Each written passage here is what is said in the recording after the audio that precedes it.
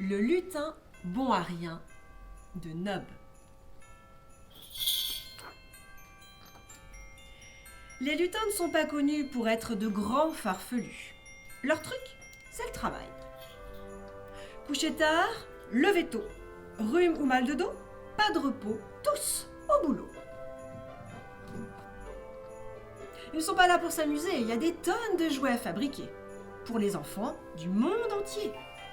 Le patron ne plaisante pas avec les délais, pas question de rater la tournée.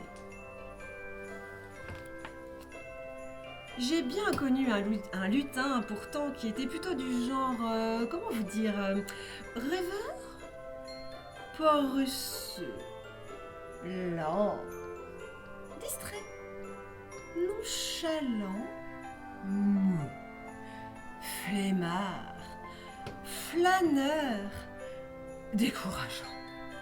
Bref, plus ou moins bon à rien. Il était né avec un poil dans la main, ou même 2 ou 3, je crois bien.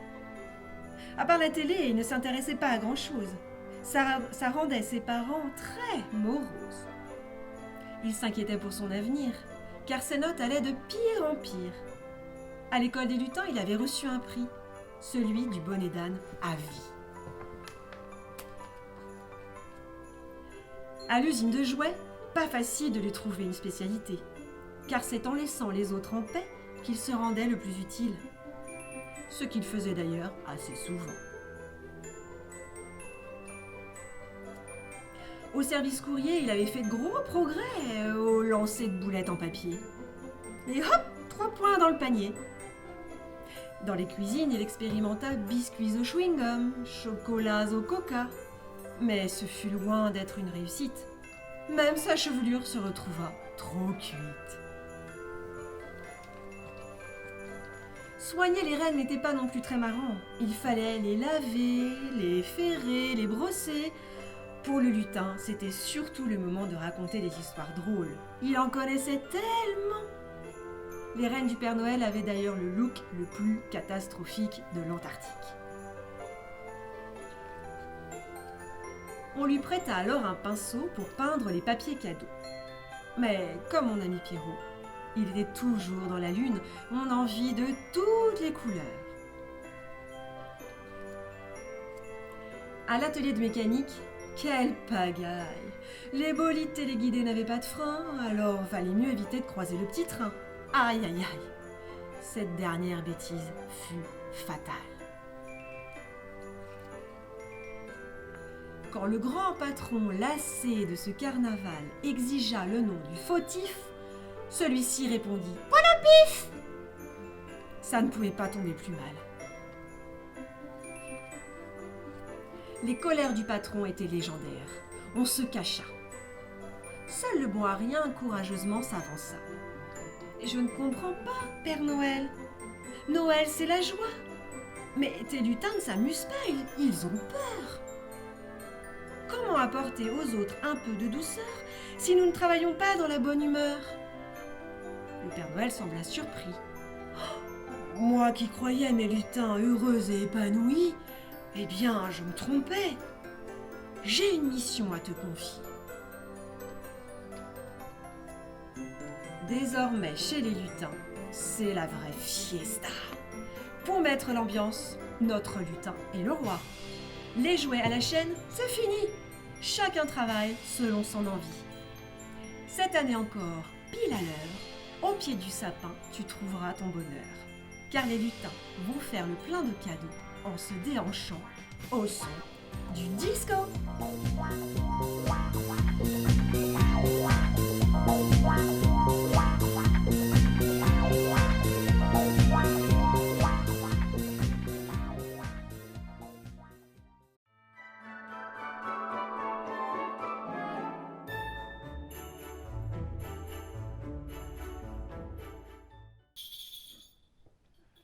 Un, deux, trois petits lutins ont joué tout le matin.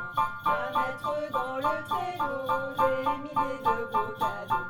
Noël, Noël, pour aider le Père Noël.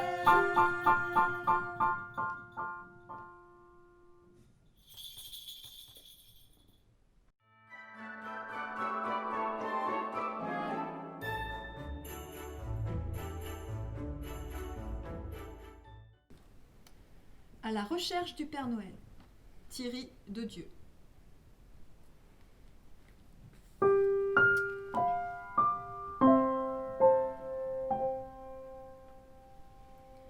La neige tombait, le jour se levait, le vent hésitait.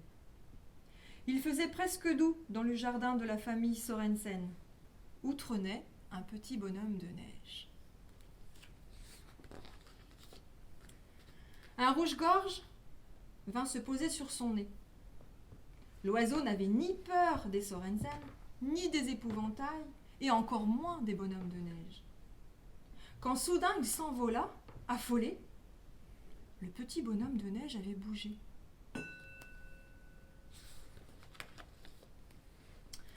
En effet, le petit bonhomme de neige avait basculé un peu sur le côté et commençait à se mouvoir. Il mit un pied devant l'autre et progressa lentement dans la neige fraîche. Le rouge-gorge réapparut. « Tu es vivant ?» questionna l'oiseau. « Mais c'est incroyable !»« Bah, pas plus qu'un oiseau qui parle !» répliqua le bonhomme de neige.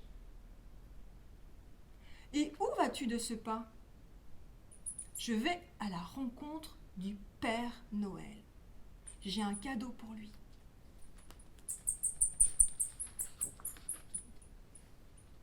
« Mais c'est loin, le pays du Père Noël. C'est en Laponie. » « Alors, pas une seconde à perdre. Tiens, aide-moi à faire mon baluchon. J'emporte des grelots pour son traîneau, mais aussi des cookies pour mon long voyage. » Sans aucun bruit, le bonhomme franchit le portail du jardin. Très vite, il se retrouva au-delà des champs des Sorensen, puis enjamba la barrière en direction du nord.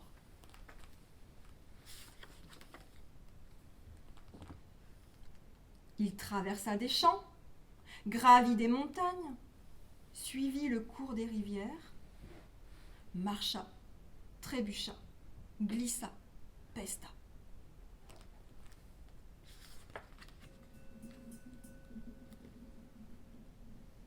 Corbeau, je suis perdu. Peux-tu m'indiquer le chemin pour rejoindre le Père Noël ?»« Et qu'as-tu à m'offrir en échange, bonhomme ?» dit l'oiseau noir. « Rien. Que transportes-tu dans ton baluchon ? » ?»« Des cookies pour moi et des grelots pour le Père Noël. »«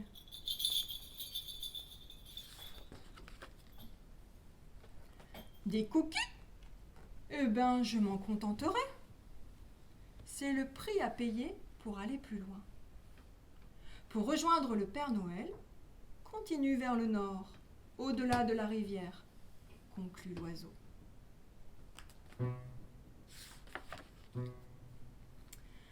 Alors le petit bonhomme de neige reprit son petit bonhomme de chemin.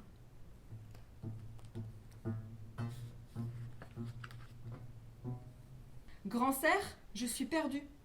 Peux-tu m'indiquer le chemin pour rejoindre le Père Noël ?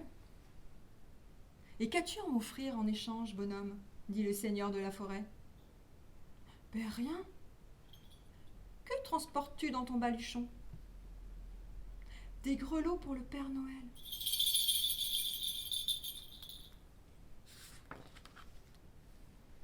Des grelots ?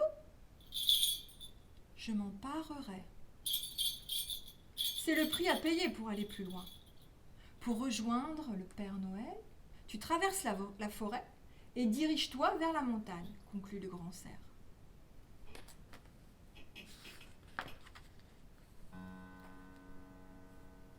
Renard, je suis perdu. Peux-tu m'indiquer le chemin pour rejoindre le Père Noël ? Et qu'as-tu à m'offrir en échange, bonhomme ?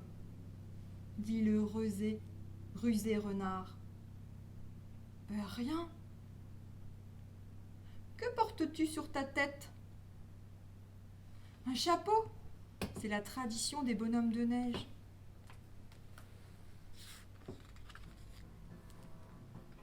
Un chapeau. il m'ira aussi bien qu'à toi. C'est le prix à payer pour aller plus loin. Pour rejoindre le Père Noël, suis le chemin qui borde ce champ, conclut le renard.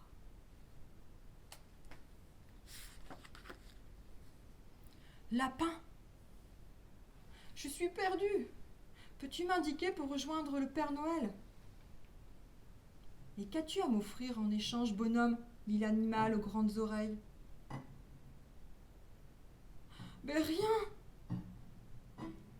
C'est quoi cette carotte? Mais c'est mon nez. Nous sommes ainsi faits, nous, les bonhommes de neige.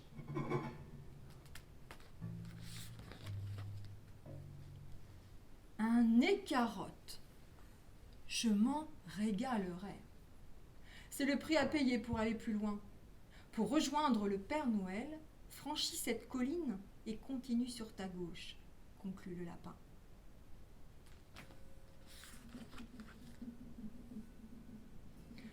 Loup, je suis perdu. Peux-tu m'indiquer le chemin pour rejoindre le Père Noël? Mais qu'as-tu à m'offrir en échange, bonhomme? Dit le chef de meute. Mais rien. Cette écharpe a l'air bien chaude. Mais là où je vis, elle me serait bien utile, dit le bonhomme de neige.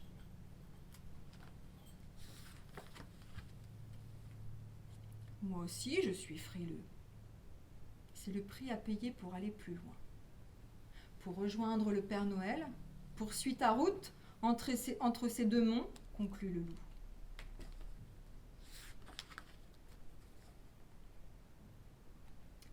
Ours, je suis perdu. Peux-tu m'indiquer le chemin pour rejoindre le Père Noël? Tu y es presque arrivé. C'est la maison nichée au creux de cette vallée. Et qu'as-tu à m'offrir en échange de cette information, bonhomme? Dit le roi des montagnes. Rien. Rien. Rien!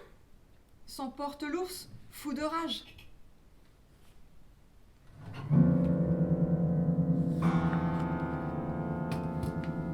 Il se dressa sur ses pattes arrière pour montrer sa fureur.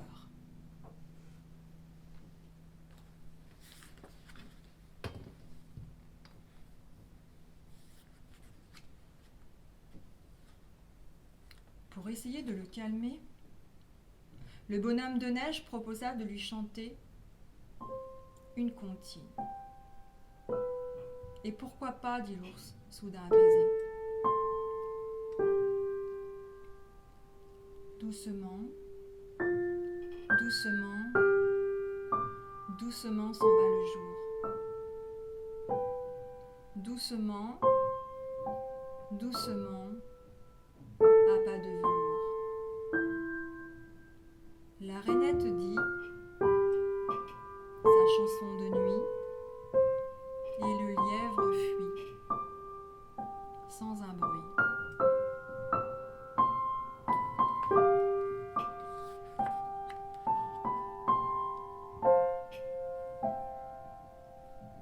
Le gros ours se retourna vers le petit bonhomme et lui dit « Encore, encore, encore. »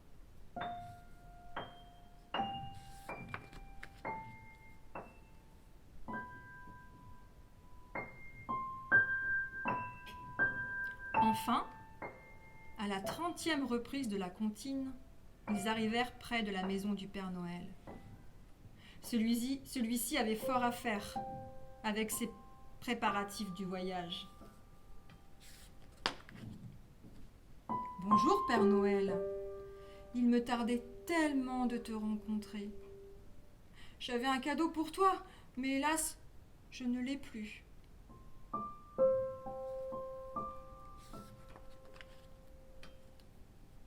Sache, petit bonhomme, que lorsque je te donne un cadeau, je n'attends rien en retour, répondit le Père Noël. Puis, il lui offrit un petit présent.